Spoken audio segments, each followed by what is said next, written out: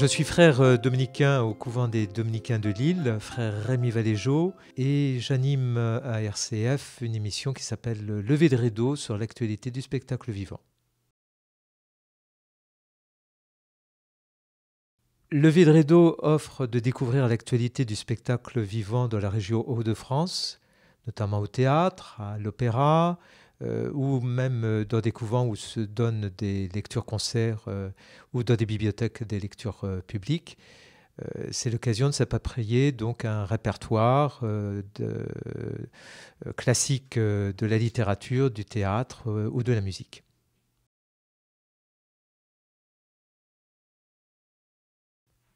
J'ai en tête plutôt un substantif, c'est la diversité ou un pont, puisque mon émission permet de jeter des ponts entre le spectacle vivant et la spiritualité autant qu'il est possible de le faire.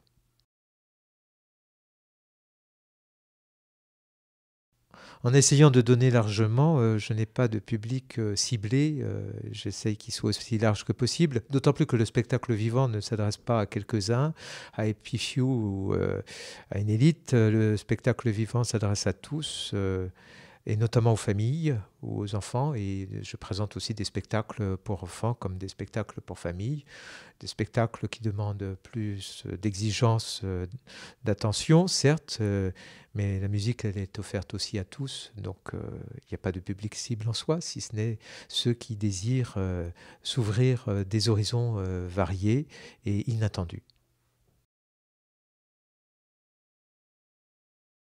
Premièrement, je vis actuellement dans la région Hauts-de-France.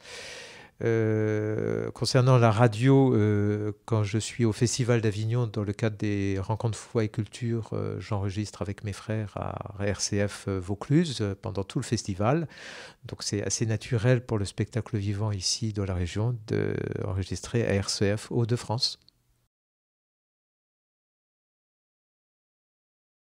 Je choisis les thèmes de chacune des émissions en fonction de l'actualité du spectacle vivant, selon la programmation, soit au théâtre, soit à l'opéra, que ce soit à Lille, que ce soit ailleurs dans la région, ou même en Belgique, à Bruxelles notamment.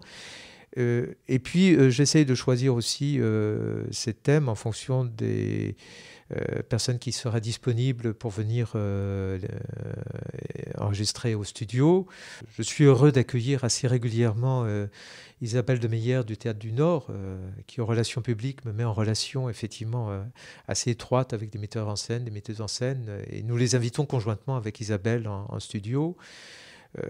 Par ailleurs, je suis heureux d'accueillir aussi Caroline Saurier, la directrice de l'Opéra de Lille, qui est toujours très heureuse de présenter chacune de ces saisons, comme ce n'est pas un spectacle particulier, dans le cadre notamment d'un festival de début de saison à l'Opéra. Par ailleurs, je suis toujours très heureux d'inviter Paul May. Paul May donc, est un ancien musicien de l'Orchestre national de Lille qui a monté une association qui s'appelle Chambre à part et qui propose de la musique de chambre. Et avec lui, nous évoquons effectivement ces concerts qui sont donnés au couvent des Dominicains dans le cadre de Chambre à part, avec de très belles trouvailles de sa part. Ce qui nous a donné l'occasion notamment d'inviter le violon solo de BBC Symphony Orchestra de Londres, ce qui n'est pas banal. C'est vrai que je suis attentif dans le spectre, l'éventail des propositions du spectacle vivant à des thématiques spirituelles, ce qui n'est pas absent actuellement de la création du spectacle vivant. Au contraire, ça revient d'une manière assez saisissante. Après des années où c'était mis sous le boisseau, je pense notamment à une pièce de théâtre d'une jeune metteuse en scène, Tiffaine Raffier, La réponse des hommes, qui est une pièce de 3 heures sur les œuvres de miséricorde d'après Matthieu 25. De proposer ainsi une réflexion sur les œuvres de miséricorde. Et Tiffaine a notamment rajouté l'œuvre de miséricorde que proposait le pape Jean-Paul II, à savoir l'écologie. Donc c'est pas banal.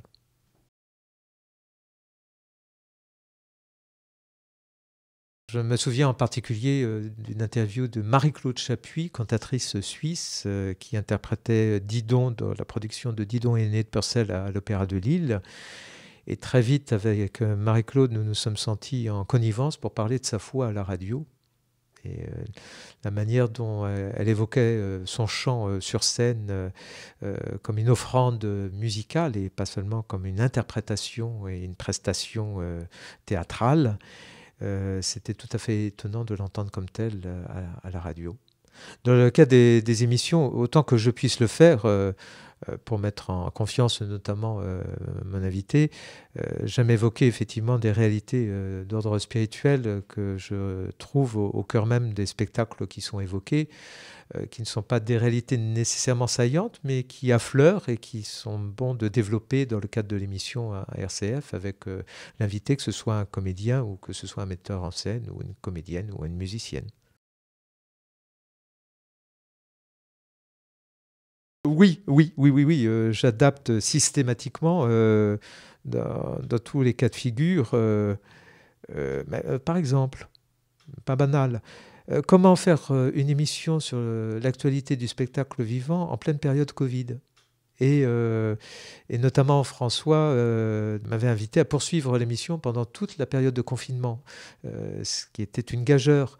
Mais effectivement, en faisant des émissions qui permettaient d'orienter nos auditeurs sur les replays d'Arte ou d'autres chaînes de télévision, donnant telle pièce de théâtre avec les théâtres à table de la Comédie Française ou tel opéra reporté par Arte, effectivement, là, je m'adaptais très étroitement à une vive actualité, celle du confinement.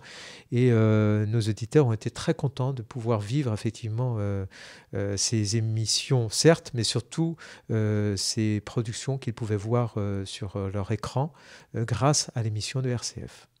Concernant l'actualité du spectacle vivant, il y a aussi des événements que je ne peux pas ne pas prendre en compte, et notamment lorsqu'est décédée la grande cantatrice Jessie Norman, j'ai consacré une émission donc à Jessie Norman, ce qui a profondément ému François, qui est grand amateur du chant de cette grande cantatrice et qui était une grande dame.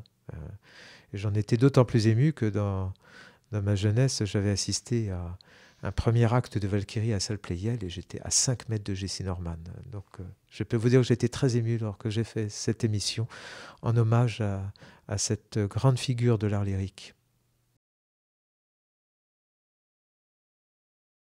Alors, avant de parler d'impact spirituel, d'impact, je peux en témoigner avec régulièrement effectivement des personnes qui me parlent de telle émission lorsque je les vois au couvent des Dominicains.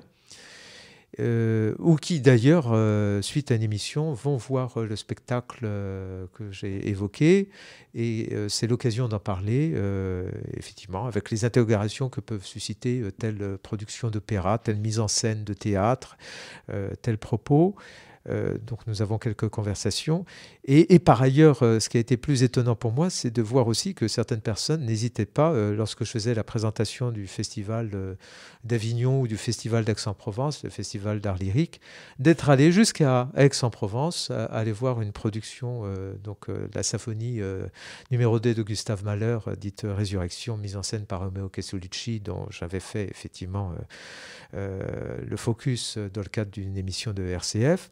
Ou qui par ailleurs pouvaient aller à Bruxelles, à l'Opéra de la Monnaie, voir les Huguenots de Giacomo Meyerbeer, avec la dimension effectivement spirituelle et religieuse que représente un tel opéra et que j'avais évoqué pendant la présentation de cet opéra de Meyerbeer lors de l'exposition du RCF.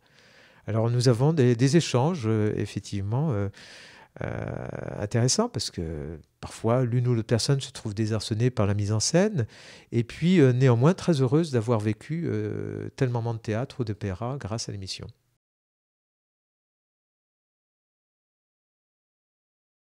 Principaux défis en animant cette émission, dans le spectacle vivant, qu'on soit au Théâtre du Nord ou ailleurs, on n'est pas nécessairement dans le cadre propre à RCF.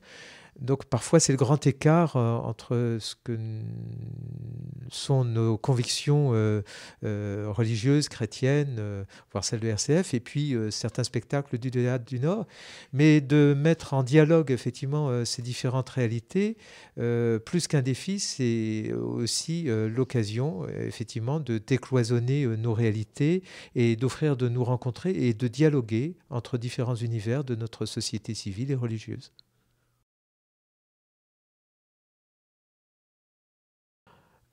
Je l'envisage au gré des inattendus de la programmation des salles de spectacle de la région Hauts-de-France.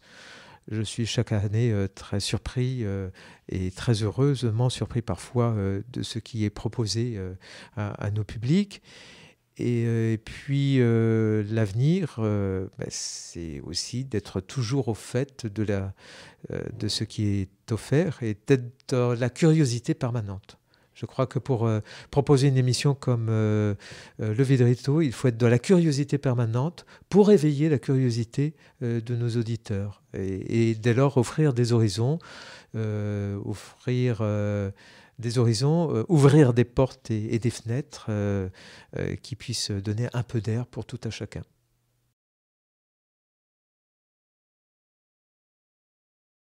N'ayez pas peur du spectacle vivant. Ce n'est pas un lieu pour élite, ce n'est pas un lieu pour happy few, quelques heureux. C'est une réalité qui est offerte à tous. Et quand je pense au travail notamment de Caroline Sorier à la direction de l'Opéra de Lille et tout ce qu'elle fait pour proposer des réalités de spectacle à différents publics, c'est bel et bien effectivement une réalité offerte à tous. Et j'aimerais dire à nos auditeurs, n'ayez pas peur de franchir nos salles de spectacle parce que vous ne serez pas déçus. Le poète Novalis, poète romantique allemand du XIXe siècle, disait que la poésie est ce qui approche au plus près du réel. Et le spectacle vivant est un moment de poésie, c'est-à-dire un moment de création. La poésie, ça vient de création, et qui nous offre effectivement d'approcher le réel, quel qu'il soit dans notre société, ou au-delà du réel de notre société, le réel donc de la psyché, de l'âme humaine, et à travers ça, effectivement, de son chemin spirituel, autant qu'il est possible de l'approcher.